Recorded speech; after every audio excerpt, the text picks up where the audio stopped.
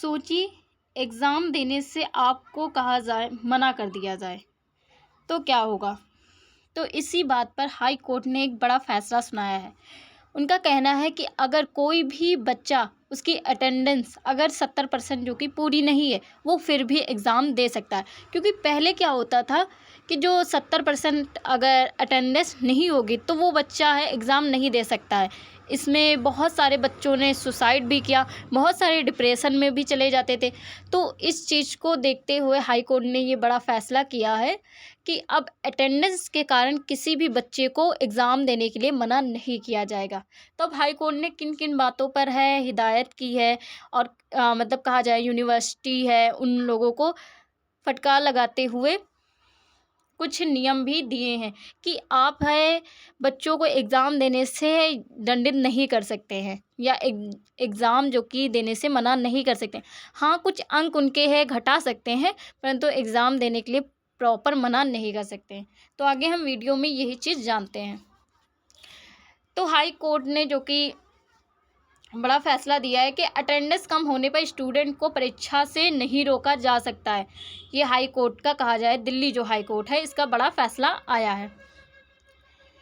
तो इसके न्यूज़ को सबसे पहले हम कवर करें तो जो हाई कोर्ट है उसने किस बेस पर इस तरह के मतलब फ़ैसले को सुनाया है या फिर कोई घटना हुई है उस कारण से इस फ़ैसले को सुनाया है। तो एक सुशांत रोहिल्ला थे। एक मतलब है, ये एक व्यक्ति हैं जो कि लॉ मतलब जिसे आप लॉ कहा जाता है, जो मतलब वकील की पढ़ाई होती है। तो उसमें ना 2016 को उन्हें मतलब एग्ज़ाम देने के लिए मना कर दिया गया था। उनका कहा जाए तो अंतिम सेमेस्टर था, उसमें क्या हुआ कि उन्हें एग्ज़ाम देने के लिए रोक दिया गया। तो उन्होंने डिप्रेशन में आकर के आत्महत्या कर ली और यही जो कि मामला जो कि सुप्रीम कोर्ट में गया और सुप्रीम कोर्ट ने क्या किया कि उसी मामले को हस्तांतरित करके दिल्ली हाई कोर्ट में भेज दिया और दिल्ली हाई कोर्ट ने कहा जाए तो बड़ा फैसला सुना दिया इस पर। इसमें कहा गया है मुख्य चिंता तो इस बात की है कि जो प्रोफेशनल एवं अन्य जो पाठ्यक्रम होते हैं 70% जैसी उपस्थिति अनिवार्यता और इसके दुष्प्रभाव बहुत देखने को मिल रहे हैं कि बहुत सारे बच्चे डिप्रेशन में आ जाते, बहुत सारे बच्चे सुसाइड कर लेते हैं, जिससे क्या होता है कि हमारी जो शिक्षा का स्तर है ये भी लो होता जा रहा है और बच्चों के माइंड में 70% अटेंडेंस इसका है कहा जाए तो भूत सवार हो जाता है। अगर उनकी पूरी नहीं होती अटेंडेंस और उन्हें एग्ज़ाम के लिए मना कर दिया जाता है तो क्या करते हैं वो लोग सुसाइड या डिप्रेशन में आ जाते हैं। तो इसी को सोच समझ के दिल्ली हाई कोर्ट ने फैसला सुनाया है इस चीज़ को लेकर के। तो जो कि जस्टिस जो कि प्रतिभा एम सिंह और जस्टिस अमित सिंह, इन्होंने खंडपीठ में ये स्पष्ट किया है कि कोई भी लॉ कॉलेज या विश्वविद्यालय या संस्था, मान लो ये बार काउंसिलिंग ऑफ इंडिया बीसीआई द्वारा निर्धारित न्यूनतम प्रतिशत से अधिक उपस्थिति मानदंड अनिवार्य करने की अनुमति नहीं दी जाएगी।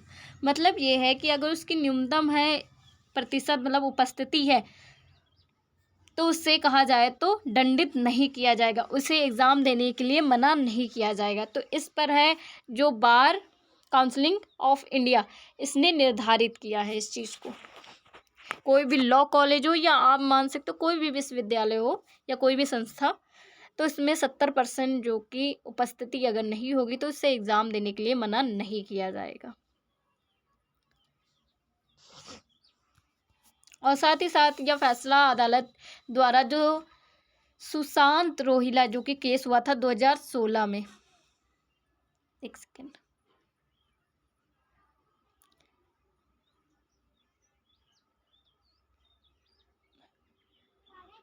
हाँ, जो कि सुशांत रोहिल्ला 2016 में हुआ था ये केस। और उसने क्या किया था कि आत्महत्या कर दी थी इसी मामले के उपरांत, कि जब उसे एग्ज़ाम देने के लिए मना कर दिया था तो वो डिप्रेशन में आकर के उसने खुद को मतलब कहा जाए तो समाप्त कर लिया था। तो कोर्ट ने मतलब कहा है कि जो कानूनी शिक्षा में उपस्थिति के नियम इतने कठोर नहीं होने चाहिए कि कोई बच्चा डिप्रेशन या सुसाइड कर ले। साथ ही साथ स्टूडेंट की मानसिक यही डिप्रेशन वाले आघात ना करें, जो उनकी सोच है, जैसे कि बहुत सारे डिप्रेशन में आ जाते हैं बच्चे और बहुत सारे खुद को नष्ट करने का सोच लेते हैं, तो वो उनको मतलब आघात ना पहुंचाया जाए, वो भी उपस्थिति को लेकर के और आत्महत्या जैसे कदम को उठा लेते हैं, क्योंकि आपने देखा होगा जो जिन व्यक्तियों को मानसिक तनाव हो जाता है तो वो ज़्यादातर आत्महत्या की ओर ही बढ़ते हैं। तो इस चीज़ से आत्महत्या भी बहुत ज़्यादा ही बढ़ रही है। अब हाई कोर्ट का जो कि मुख्य निर्देश क्या है, तो कोई भी लॉ कॉलेज या विश्वविद्यालय हो या कोई संस्था हो या कोई कॉलेज हो, उसमें जो कि छात्र जो पढ़ते हैं उन्हें परीक्षा देने के लिए रोका नहीं जाएगा। साथ ही साथ एक संस्था है बीसीसीआई बोल देती हूँ मैं, बीसीआई, जो कि बार काउंसिलिंग ऑफ इंडिया द्वारा निर्धारित किया गया। इसमें ये देखा जाएगा कि कोई भी बच्चा अगर न्यूनतम है प्रतिशत से उपस्थिति मतलब आ रहा है किसी कॉलेज में, उसकी उपस्थिति है, तो उस पर नियम नहीं बना सकती। मतलब कॉलेज क्या करेगी, उस पर कोई नियम नहीं बना सकती या उसे एग्ज़ाम देने के लिए मना नहीं कर सकती। हाँ, कुछ बहुत प्रावधान है कि आप थोड़े बहुत दंड दे सकते हो, परंतु इस जैसे पैसे को लेकर के दंड दे सकते हो कि हाँ, जो नहीं आएगा तो उसे इतनी ज़्यादा फ़ाइन भरनी पड़ेगी, परंतु उसे एग्ज़ाम देने के लिए सीधे मना नहीं किया जा सकता। तो उपस्थिति पर प्रावधान आगे की पढ़ाई में बाधा नहीं बनेगी। ये उपस्थिति की वजह से जो एग्ज़ाम देने के लिए मना कर दिया जाता था, तो अब ये कहा जाए तो आगे की जो पढ़ाई होती, मान लो आप बीए कर रहे हो, जैसे बीए में इतना नहीं होता, तो 3 सेमेस्टर होते हैं, तो उसमें अगर आपने 2 सेमेस्टर पार कर लिए और आपको दूसरे में आप कम आए और फिर है आपको एग्ज़ाम देने के लिए मना कर दिया गया, तो आप तीसरे सेमेस्टर में नहीं पहुंच पाओगे। तो तीसरे सेमेस्टर में पहुंचने के लिए अब आपको इस उपस्थिति की कोई ज़रूरत नहीं। अब बिना उपस्थिति के ही कहा जाए तो एग्ज़ाम दे सकते हो, मतलब उपस्थिति इतनी ज़्यादा मैटर नहीं करेगी। अब उपस्थिति की अनुपस्थिति को दंडित करने की बजाय, मतलब ये है कि आप उपस्थित नहीं हो या अनुपस्थित हो, तो उसमें जो कि आप दंड नहीं दे सकते एग्ज़ाम के तौर पर, या कोई हाई दंड है वो नहीं दे सकते हो। हाँ, ये है कि आप मार्क्स के अंक की कटौती का विकल्प हो सकता है। मतलब ये है कि आप क्या कर सकते हो कि आप अंकों की कटौती कर सकते हो और थोड़ा बहुत दंड दे सकते हो। हाँ, इसका मतलब ये है। हाँ, तो मैं इस टॉपिक को फिर से सही से समझाती हूँ। तो ये है कि अगर आप उपस्थित नहीं हो तो आपको दंड दिया जा सकता है, और क्या है कि आपके मार्क्स जो कि कम किए जा सकते हैं, ये चीज़ किया जा सकता है। बाकी आपको एग्ज़ाम देने के लिए सीधे मना नहीं किया जा सकता है। अब कोर्ट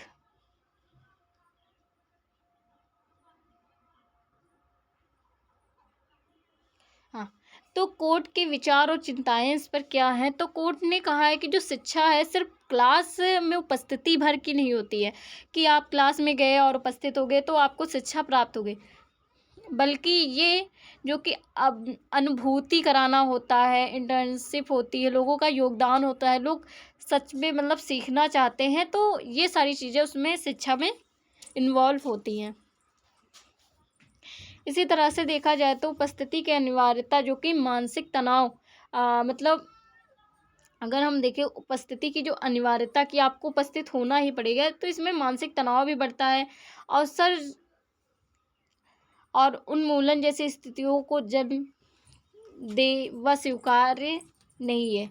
मतलब ये है, इसमें सीधे कहा गया है कि जो भी मतलब बच्चा, उसे क्या होता है, उपस्थिति अनिवार्य होती है कि आपको उपस्थित होना ही होगा। तो इस तरह क्या हो, मानसिक तनाव को झेलते साथ ही साथ वो अपनी उन्मूल स्थितियाँ को भी जन्म देते हैं। तो ये कोर्ट को स्वीकार नहीं है कि कोई बच्चा मानसिक तौर से तनाव में रहे, अपने कार्यों को ना कर सके। वहीं हम देखते हैं कोविड-19 के तहत ऑनलाइन जो शिक्षा में बदलाव किए गए थे, इसमें उपस्थिति का इतना कड़ाई से या हम कहें तो पालन नहीं ज़रूरी था कि आपको उपस्थित ही होना है। तो इस पर पुनर्विचार की बात की जा रही है कि अब शायद उपस्थिति का इतना ज़्यादा रोल ना रहे। जैसे कोविड-19 में ऑनलाइन शिक्षा में इतना ज़्यादा उपस्थिति का कोई रोल नहीं था, तो उसी तरह अब फिर से लाया जा रहा है कि आप उपस्थित नहीं होगे फिर भी आप एग्ज़ाम दे सकोगे। कुछ और भी कोर्ट ने है निर्देश दिए हैं और कुछ आगे की कार्रवाई भी इस पर की है। तो जो कि बार काउंसिलिंग ऑफ इंडिया का निर्देश दिया गया है कि लोक शिक्षा के लिए लघु उपस्थित नियमों का पुनर्मूल्यांकन करें। आज जो एक बार काउंसिलिंग ऑफ इंडिया है उसे निर्देश दिया गया है कि वो लोगों की शिक्षा को देखें और उसकी जो थोड़ी बहुत उपस्थिति होती है उस पर पुनः जो कि मूल्यांकन करें और फिर से कोई प्रावधान बनाए, ना कि शिक्षा या एग्ज़ाम देने के लिए मना किया जाए। नियम जो कि संशोधन के लिए तालिका जैसी एक ऑनलाइन पोर्टल का इस्तेमाल करें या साप्ताहिक उपस्थिति या आघातन जो कि अभिभावक को मानसिक अधिसूचना आदि लागू करें। इसका मतलब ये है कि आप कोई नियम या बनाओ या तो फिर ऑनलाइन पोर्टल करो कि हाँ कोई आता है तो ऑनलाइन तरीके से देखो। और क्या है कि साप्ताहिक उपस्थिति भी देख सकते हो और ये भी कर सकते हो कि आप उनके माता पिता को या उनके अभिभावक जो भी हो उन्हें ये सूचना दे सकते हो। और जैसे कि इस बीच में कुछ नए नियम भी बन सकते हैं और जो कि मौजूद नियमों के आधार पर छात्रों को परीक्षा देने के लिए मना नहीं किया जाएगा। मतलब इसमें सीधे ये कहा गया है कि जो छात्र हैं उन्हें उपस्थिति के लिए मतलब एग्ज़ाम देने के लिए मना नहीं किया जाएगा बिल्कुल भी। अब संविधान से जुड़े कुछ प्रावधान भी इसमें दिए गए हैं। तो हम किसके मतलब संविधान के किस तहत हम है अपनी शिक्षा को प्राप्त कर सकते हैं, एग्ज़ाम दे सकते हैं और हमें कोई रोक नहीं सकता। तो अनुच्छेद जो कि समानता का अधिकार, इसमें क्या है, राज्य किसी भी व्यक्ति के कानून के समझ समानता और कानून के समझ जो संरक्षण से वंचित नहीं करेगा। और इसमें क्या है कि जो छात्र है केवल उपस्थिति कम होने के आधार पर परीक्षा देने से रोका नहीं जा सकता है। आपको आर्टिकल जो कि 14 पता होगा, इसमें समानता का अधिकार जो कि फंडल राइट्स है, मौलिक अधिकारों में से है। तो इसमें क्या है कि आप देखोगे कि आप है कानून के समझ समानता होगी और कानून के समझ मतलब कहा जाए संरक्षण दिया जाएगा। तो उसी तरह इससे भी रिलेटेड ये है कि केवल छात्रों को उपस्थिति की कमी होने के कारण परीक्षा में रोका नहीं जा सकता है, जबकि उसने कोर्स पूरा किया हो। कोर्स पूरा है जैसे अन्य बच्चों की तरह, बस थोड़ी सी उपस्थिति नहीं है तो इस वजह से उसे रोका नहीं जा सकता है। और यह आवश्यक जो कि शैक्षणिक गतिविधियों की तरह और भेदभाव जो कि पूर्ण माना जा सकता है कि किसी बच्चे को एग्ज़ाम देने दो और किसी बच्चे को एग्ज़ाम ना देने दो, तो ये भेदभाव। और अगर हम बात करें अगर किसी बच्चे को एग्ज़ाम देने के लिए मना किया जाता है तो ये आर्टिकल 14 का उल्लंघन करना है। आप इस पर अदालत में या सुप्रीम कोर्ट या हाई कोर्ट में जा कर के अपील कर सकते हो आर्टिकल 14 के तहत। अब आता है आर्टिकल जो कि 19 का 1G। इसमें क्या है, व्यवसाय करने की स्वतंत्रता। आप देखते हो ना 19 में 1 में क्या है कि पहला होता है अभिव्यक्ति की स्वतंत्रता। अभिव्यक्ति आप बोल सकते हो कहीं भी फिर उसके बाद में है कि आप बोल सकते हो तो आप संगठन बना सकते हो, फिर संगठन का एक संघ बना सकते हो, फिर है आप कहीं भी जा सकते हो, कहीं भी घर खरीद सकते हो और वहाँ पर व्यवसाय कर सकते हो।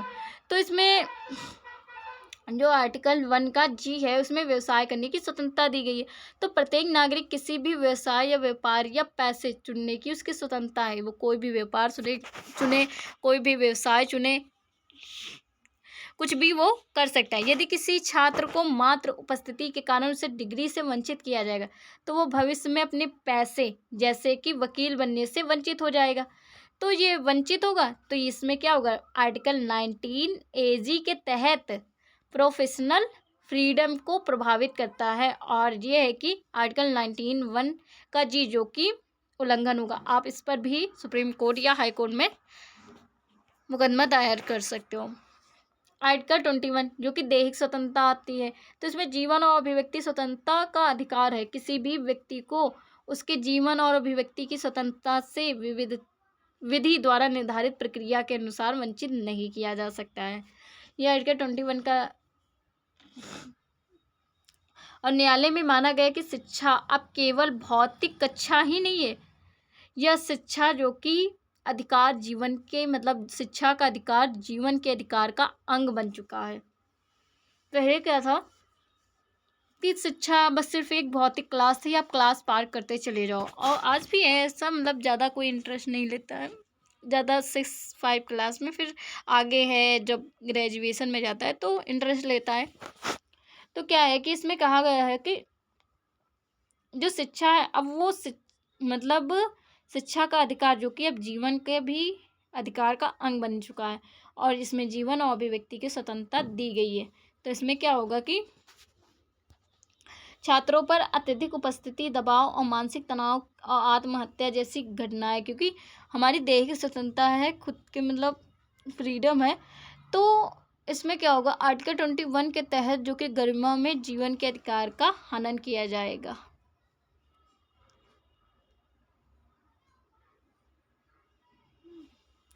अब हम आर्टिकल 21 के 1 के तहत देखते तो 1 में बताया जाता है कि शिक्षा का अधिकार जो कि 6 से लेकर के 14 वर्ष के बच्चे जो कि उन्हें शिक्षा का अधिकार है टोटल।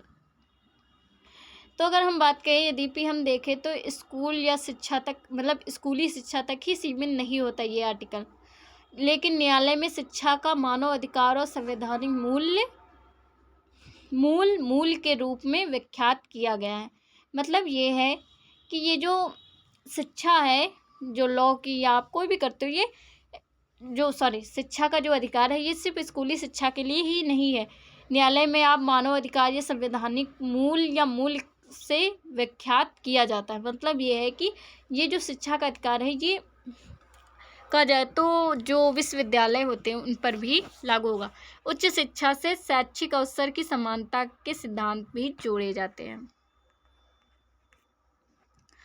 आर्टिकल 41 के तहत जो कि राज्य का दायित्व है कि मतलब जो भी हर व्यक्ति शिक्षित हो, शिक्षा और काम अधिकार जिसे हम DPSP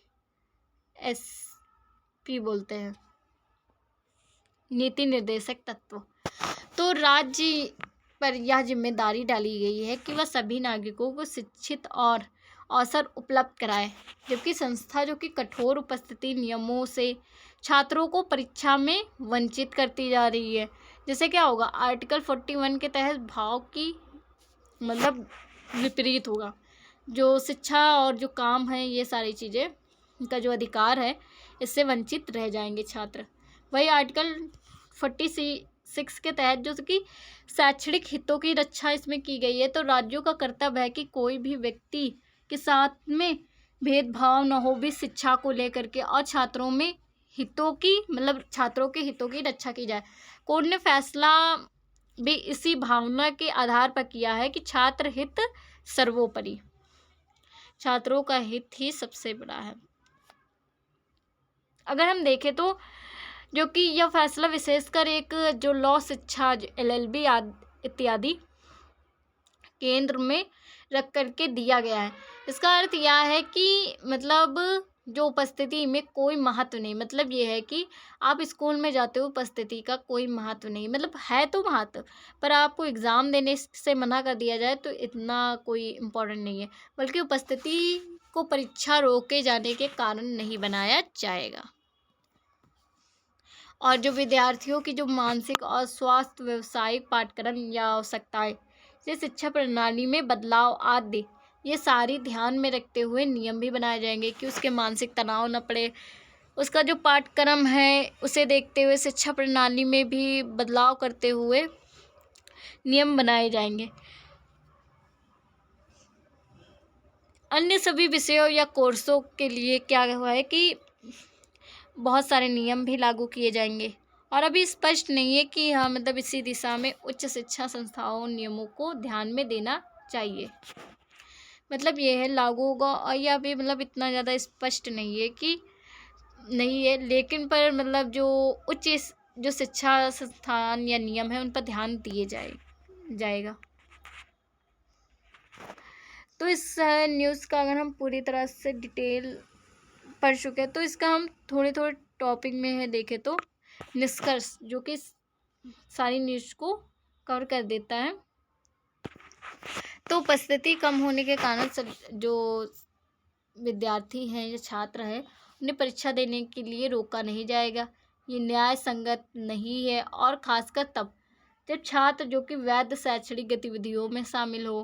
कक्षा उपस्थिति अकेली सीखने की गारंटी नहीं है, और नियम इतने कड़े हों कि वह छात्र के भविष्य के गंभीर के रूप में प्रभावित करें। मतलब इस पे ये कहा गया है कि ये न्याय संगत नहीं है, परंतु इसे तब आप लागू कर सकते हैं जो वैधिक शैक्षणिक गतिविधियां शामिल हो। जो बहुत लोग हैं जो कि शिक्षा में बहुत ज़्यादा, आप ये मान सकते हो, बहुत लोग शिक्षा मतलब ग्रहण करने या पढ़ने आते हैं तो पढ़ने नहीं आते हैं, वहाँ पर झगड़ा करने, ये सारी चीज़ें आते हैं, तो आप उसमें इस चीज़ को शामिल कर सकते हो। या कक्षा उपस्थिति अकेली सीखने की गारंटी ना हो, इसमें से उपस्थित कर सकते हो, और नियम इतने कड़े हों कि छात्र के भविष्य को गंभीर रूप से प्रभावित करें, पर इतने भी नहीं कि आप एग्ज़ाम देने के लिए उन्हें मना ही कर दें। Thank you for watching.